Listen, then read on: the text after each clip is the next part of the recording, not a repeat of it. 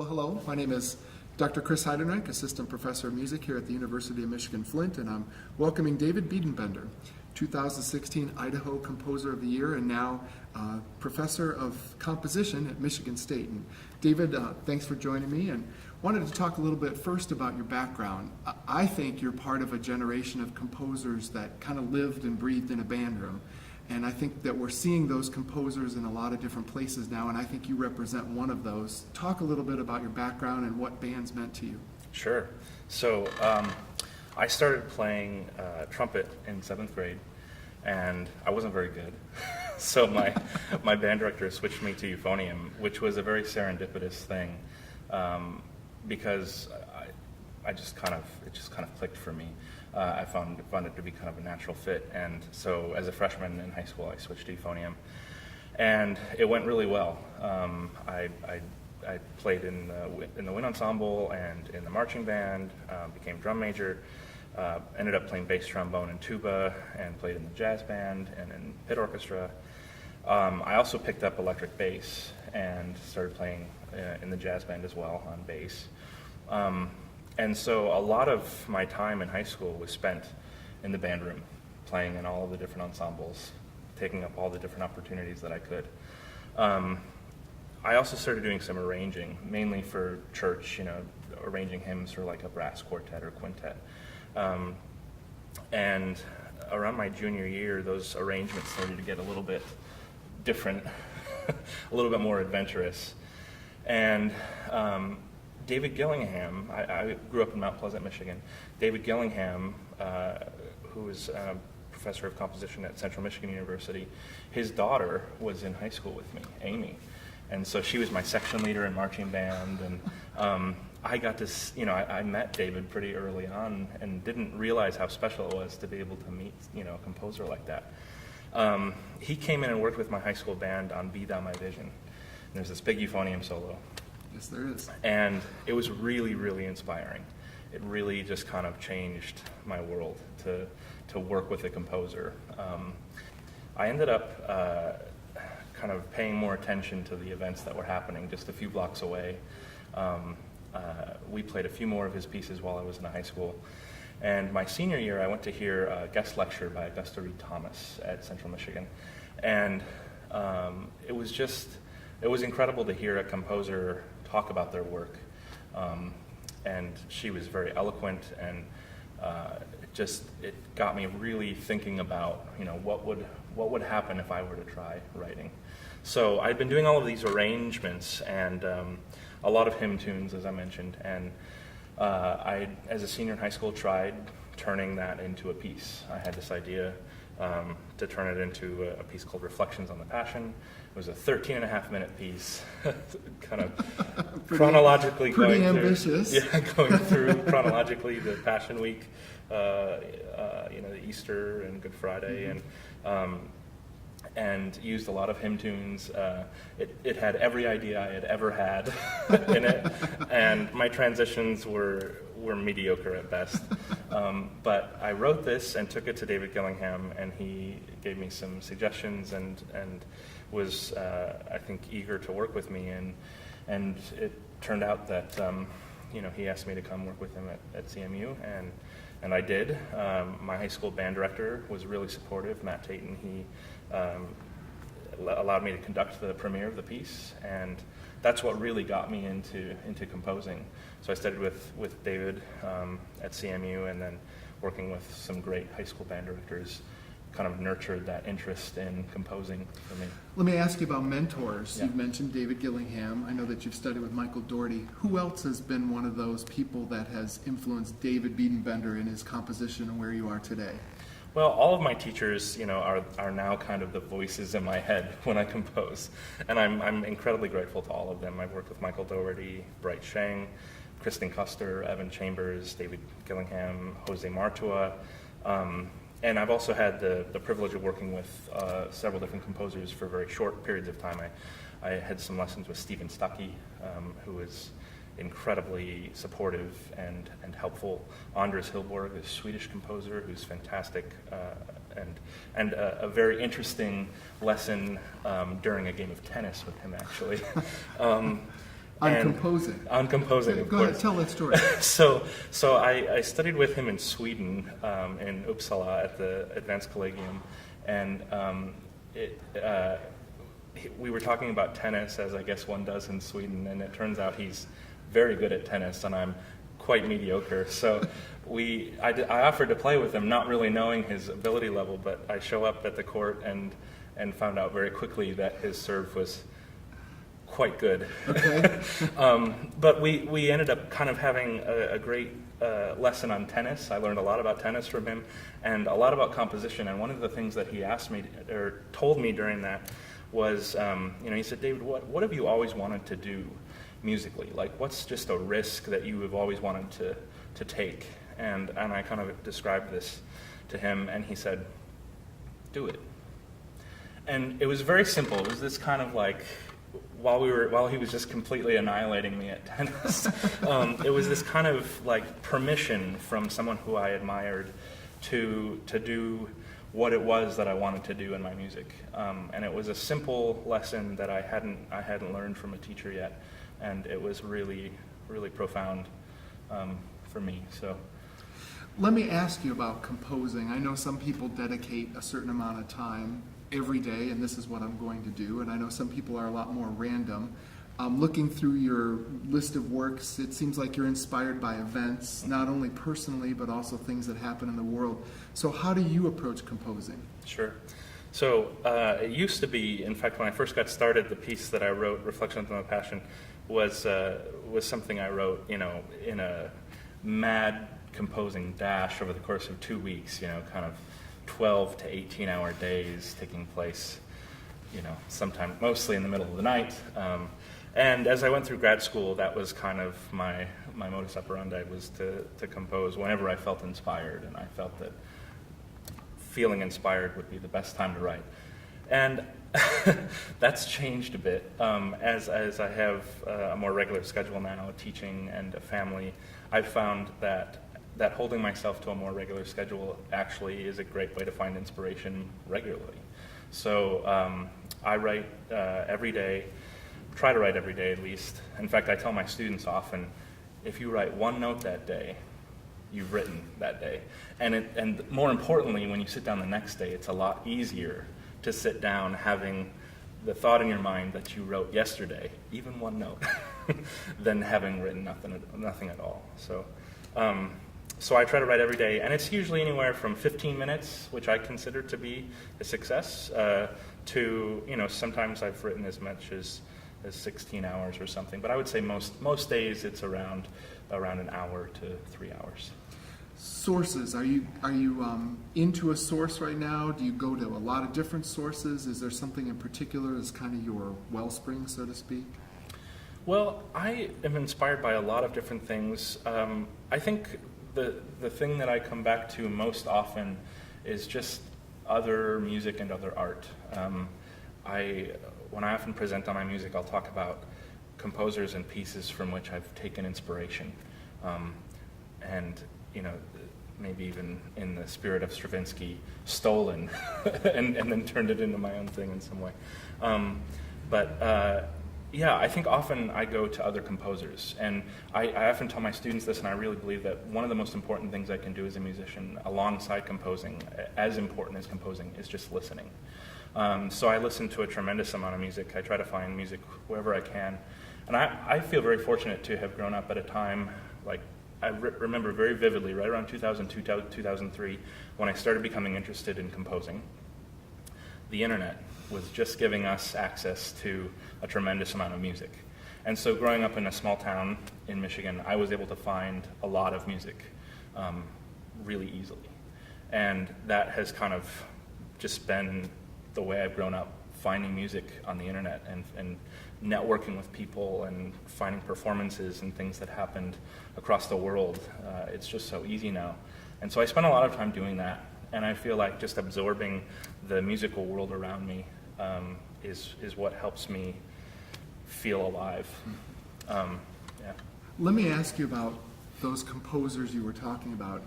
If we were going to put a Mount Rushmore for David, what would it look like? Let's talk big composers, not big composers. Let's talk any composing first. Sure. I don't like, well, I like lists, but my lists tend to get really long. So Not list, L-I-S-Z-T. Okay. So I have a list actually that I give to all my students, and it's gotten to be, I don't know, 300 or so names so you get four. of composers. And it's because I just want them to kind of absorb as much as possible, and that list is continually growing. But for me, you know, the composers that I come back to a lot, and I may do just a few more than four if you don't mind, but, you know, Bach, I think I'm kind of continually inspired by just the craft and the beauty structure of his music. I play Bach chorales pretty often at the piano. It's just a way to kind of get my mind warmed up yeah, so definitely Bach. But I think a couple of composers that have been really influential for me are György Ligeti, someone who, you know, early on in his career compared to later, his music changes in really, really huge ways, profound ways, and a lot of that's probably inspired by and taken from the things he experienced in the 20th century. But his music, I think, is kind of this really interesting combination of craft and also visceral energy. Olivier Messiaen is another. His Quartet for the End of Time is a piece I come back to often, but a lot of his music. And when I first got into music, one of the things that really drew me in was harmony. And Steve Rush, another composer that I studied with at the University of Michigan, he introduced me to Messiaen. And the Messiaen's sense of harmony is just, it's unique and rich and thick, and that's something that stuck with me. So those are three big ones. I guess I can stick with three, maybe. When I listen to your music, I hear wind band composers. I hear Schwantner. Okay. I hear Maslenka. Yeah. I hear Gillingham. Mm-hmm. Same question, but now thinking composers that have done, maybe not exclusively, but have done pieces for wind band. Who would you Sure. put up there? Yeah, well, I mean, certainly Gillingham, Michael Dougherty. Schwantner is kind of on my mind a lot, just because of his, you know, "In the Mountains Rising Nowhere" is this brilliant piece, the colors in it, and kind of there are pieces in many mediums that I think, you know, Rite of Spring is kind of the quintessential one, but that kind of maybe show us a new way forward. They kind of change the world and what was possible, and then everything after it is slightly altered. Or at least seen in a different light. Yes, exactly. And I think, you know, Schwantner's work is kind of that way. So that's certainly true. Michael Colgrass, absolutely. You know, I also, as a euphonium player, have spent a lot of time playing in wind bands. So there's a lot of classic pieces that I really enjoy playing. I love playing Lincolnshire Posy. I mean, that was one of my most vibrant and fun memories in college. Persichetti, the Symphony No. 6, is just gorgeous and interesting. And so, yeah, a lot of these standard works, too, really kind of stick out in my mind. You mentioned something earlier I want to come back to. How and you have a very, very young child in the home now. Yeah. They influenced the time, but how have they influenced you in other, maybe your thinking about composing, maybe just your view on life? How have those two influenced that? Sure. Okay, so I've got two sons, Isaac and Declan. Isaac's 3, and Declan is 7 months. And I think in a very real sense, I just have less time to compose. I enjoyed spending time with them, and I just think it's very important for me to be present in their lives. So I have less time than I once did. But what it's caused me to do is caused me to be more regular with my time. I schedule the composing time. I find that inspiration on a regular basis, and it's kind of put my work in perspective, I think. It was really easy for me early on, I think, to kind of conflate my writing, my music with who I am. And I think that's begun to change. It's not that I care about the music any less. In fact, I think I'm able to care about music even more and even on a deeper level. But it is not who I am. It's what I do. And being a person, being a father, being a husband, being a teacher, helps me to have more to say, to have something to say as a composer. So I think it's ultimately been a really transformative thing, I think, as any major thing like that would be. And there's also another event that has had a huge impact on me. In 2013, my sister-in-law, Julia, passed away of cancer, and she was getting treatment at the University of Michigan and living with us. We were in Ann Arbor at the time. And seeing someone so young, she was 23 when she passed away, and someone that I cared about and that my wife cared about, seeing someone die like that also just kind of put things in perspective. And there are several pieces that I've written since then that have been inspired by and influenced by that experience, the kind of dealing with life and death and grappling with what all of that means. And one of those pieces was for orchestra. Well, there's a few pieces. So there's a chamber piece called Grit that was written while actually she was diagnosed and was struggling. And it's a really kind of angry piece. Very rhythmic. Yeah, very rhythmic. And then there's a saxophone concerto called Dreams in the Dusk that I wrote actually just right at the very end of her life, and it was premiered 8 days before she died. And that piece is based on this Carl Sandburg poem, and it's just very much like just mourning, which is kind of weird to think like I was doing that while she was dying. But watching someone kind of die slowly it's this awful process, and so that piece comes from that. And then a little more recently, Red Vesper is this other piece that also is inspired by Julia. Yeah. Let's turn a little bit to orchestration. Sure. When you compose, how does orchestration fit in? Are you a composer first, then an orchestrator? Are you an orchestrator first, then a composer? What is it, chicken or the egg? Which way does it go? So for me, I've grown up composing and orchestrating at the same time. I've always I've always written a note and known which instrument was going to be playing that and notated that right at the beginning. So a full score right at the beginning.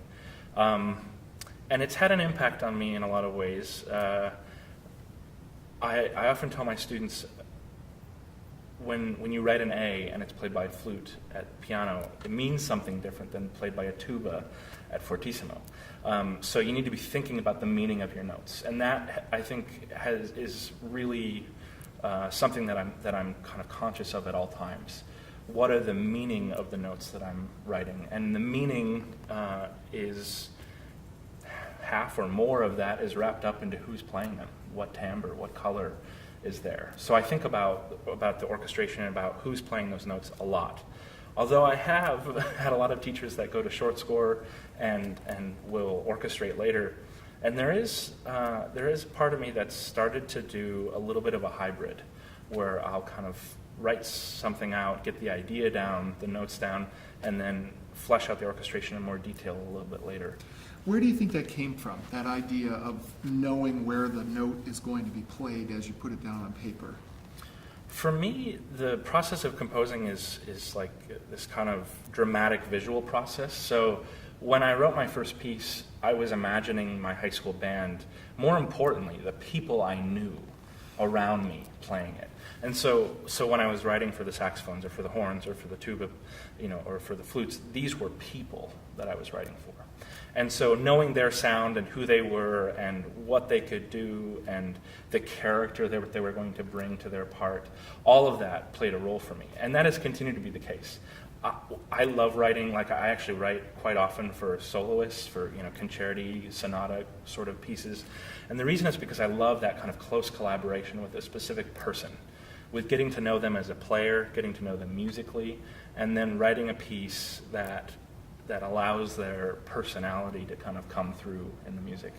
And so for me, I think when I think about sound, it's sound coming from a person.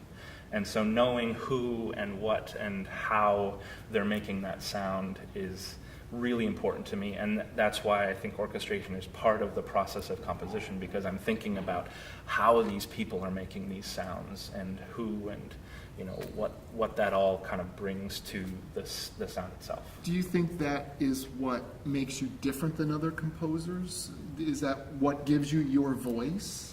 I don't know.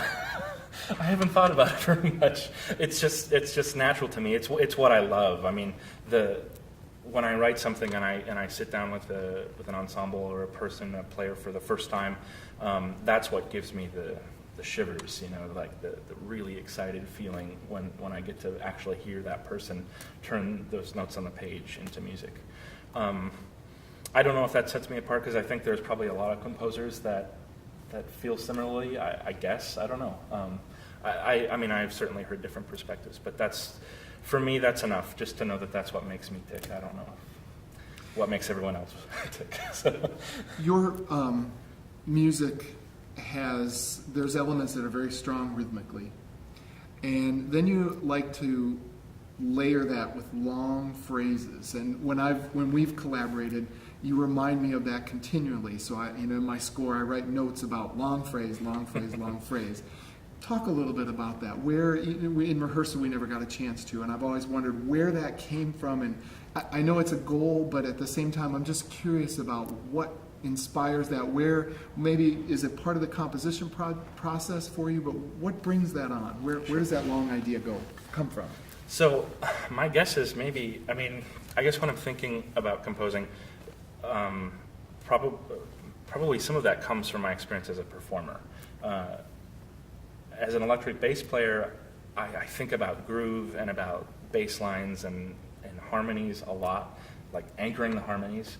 I played a lot in jazz bands and rock groups, and so rhythm is kind of always on my mind. I love listening to just a great jazz drummer and just basking in the amazing kind of pulse, but then the twists and turns that come along with it. But I'm also a euphonium player, and euphonium, I think, is an instrument that gets a lot of melodies.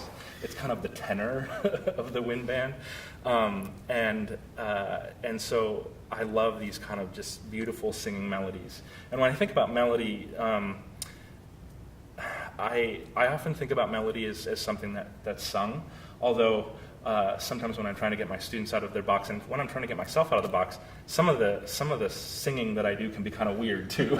So singing doesn't necessarily just mean this kind of bel canto thing. It can also mean kind of weird, strange sorts of singing. I hear that in your music too. It's almost like an improvisation type yeah. singing. I don't want to say scat, but it's got that element to it. Well, part of my process, I actually sit down at the piano and record a lot, and I also sing a lot.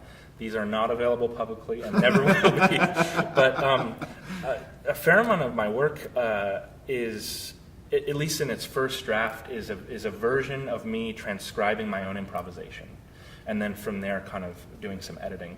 But there are many of my works that started as an improvisation that I simply transcribed, and then I was like, well, that was how that came out, and I'll turn it into something a little more, refined and orchestrate and do all that. But the improvisation is the initial part of the process for me. So when I work with groups, there are a few things that come to mind, and it's different for each piece. But rhythm is certainly this. The pulse and the twists and turns. Rhythm is often where I feel it in my chest. It's this visceral thing. When you set up expectations rhythmically, you can also change someone's expectations. I was just going to ask that next question, because you love to do that. Yeah. You'll set a groove out and then throw everybody off by just displacing it a beat. And in the first rehearsals, right, it throws everybody off, even the musicians.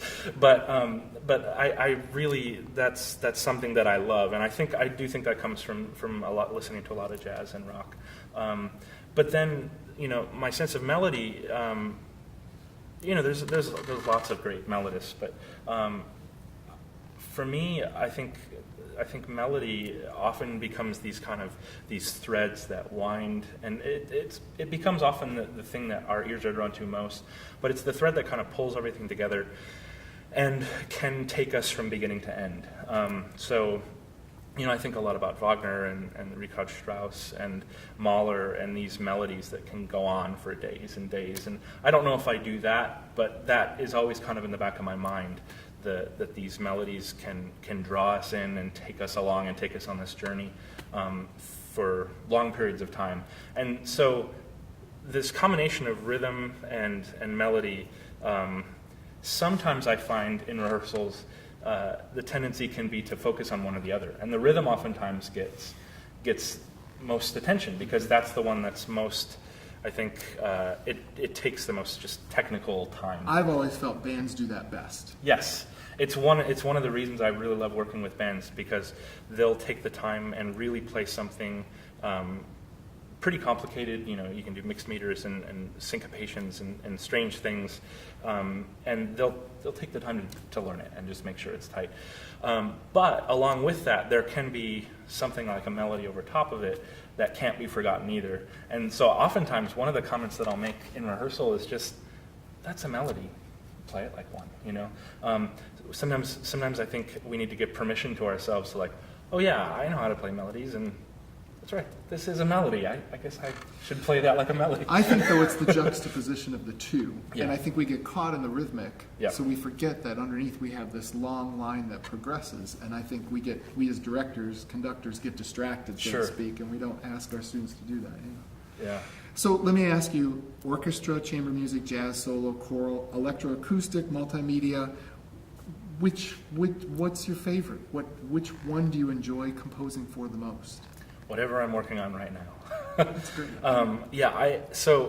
My roots are, and I grew up in band, and I'm tremendously grateful to my mentors, to the people that gave me opportunities, and to this medium that from which I learned so much. And so I will continue and love writing music for winds. But I will say that I've found over time that I think my work is stronger when I don't focus on any particular medium for too long. So I kind of set a self goal that I won't write for more than one particular ensemble more than about once a year. And I find that I will write a better band piece if I just wrote a string quartet and a choral piece before that. Because when I write for those other mediums, I do a lot of studying, so it brings a whole other group of composers and repertoire into my thinking. And so writing for a different medium and then writing, for band, I feel like my music will be richer and my thinking will be coming from different angles and different places as a result. So I very consciously cultivate and take on projects that will artistically push me in various directions. So it might not be a fair question. You've just moved from Idaho to Michigan. You have a new addition to the family, but what's the latest project? So I'm just kind of finishing up a cello piece, cello and piano. That was a commission from the Idaho Music Teachers Association for a good friend of mine, Brian Hodges, and his wife Betsy. I've got a lot of stuff on the plate, and I tend to start multiple pieces at the same time and kind of be working on several pieces at once until I reach kind of a critical mass point with one, and then I dedicate most of my time to that. But this cello piece, I've also been working on a clarinet sonata. That's a consortium commission. I've been working on that a lot this summer, and I should be wrapping that up in the next few weeks. Sonata for clarinet and piano. Mm-hmm. And the cello work is for? Cello and piano. Okay. Yeah. And then this fall, I've got a busy fall, a lot of music to write. I'm going to be writing a choral piece for the New York Virtuoso Singers, a fairly short, 7-minute or so piece for the Michigan State University Wind Symphony. Kevin Seditol has asked me to write for the CBDNA conference coming up, and I'm just incredibly excited to work with him and that group and have a premiere there. That deadline's going to be getting here pretty soon. Yeah, very soon. Very soon. Let's see. Oh, and then one other piece for this winter, a group called Y Music in New York City. They actually have done. It's a sextet: flute, clarinet, trumpet, violin, viola, and cello. And they've done a lot of different things. I mean, they've commissioned and done composers' works, but they've also worked with Ben Folds 5 and kind of singer-songwriters, and so they do a lot of really interesting projects, and I'm going to be doing a piece for them in February as well. So yeah, there are a lot of things on your plate. Yeah. But I like That's to stay busy. I kind of jump from one piece to the next, and And moving and changing diapers. Yes, and doing all the other things. all that stuff. Exactly. So 2 very random questions. Yeah. Talk a little bit about brain data. So, one of the things I love about being a composer and having studied at the University of Michigan, and now about teaching and being in academia, is that I'm surrounded by people that are doing interesting things that sometimes relate to what I'm doing and sometimes don't. But sometimes it's fun to kind of see if they can relate. So one of the projects that I did while I was a doctoral student, I found this collaborator, Robert Alexander, who's just an incredible human being, very inspiring, and has made me a better artist and a better person. He has done a lot of work sonifying data. He's done work for NASA, and his doctoral work is in sonification. But we found ourselves collaborating at Interlochen back in 2009, and he was doing a live electronics while I was doing improvisation at the piano. So we first got started that way, and we learned to trust each other and became friends. That turned into a large-scale collaboration, and we were co-directors of this thing called the Mind Ensemble, Music in Neural Dimensions. And we were taking these EEG headsets and taking the live data and turning that into music using a program called MaxMSP. So it's one of many kinds of projects that sonify data. Lots of composers and sound artists around the world are doing this kind of work, but this was our particular take on it, and it was a lot of fun. And it took it just enriched my perspective on music and what sound and kind of relationship between sound and science could be. So just from the improvisation stage, or did a piece come from this? So we actually did several different things, one of which was this 45, 50-minute multimedia performance that involved, so the performers would wear these headsets, and then the data coming from their brain would create visualization and music. One of the pieces that I kind of conceived was this improvisatory piece where a flute player would wear the headset, and data from her brain would create this evolving texture. And so as she got more excited and was more engaged in the performance, the texture would change. And then she was also improvising over top of that. And then the sound of her improvisation was also processed by her own brain data. So it was kind of an improvisation with herself, in a sense. Yeah. And last question, Indian Carnatic music? Yes, Carnatic music. So in 2010, this is another thing I owe to Steve Rush, one of my mentors. He takes a group of students over to India each summer, and they study Carnatic music. And I had the chance to go along and studied the mridangam, which is the South Indian Carnatic equivalent of the tabla. Both sides it's one drum as opposed to 2 drums, and you play both sides. And this study of Carnatic music and the way they think about rhythm was also very influential in my work. I don't know if Messiaen and Debussy studied Indian music, and although it may not sound kind of to our ears Indian per se, it may not sound Carnatic, you can see the relationship between, especially in Messiaen, the way he's thinking about rhythm and the way that Carnatic musicians think about rhythm.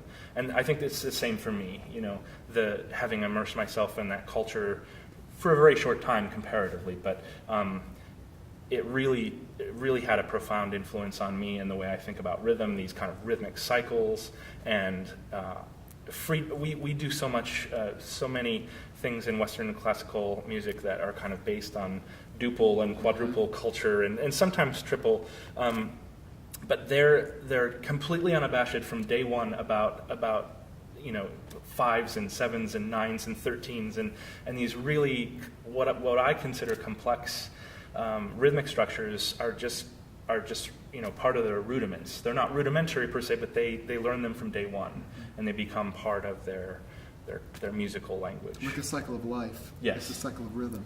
Absolutely.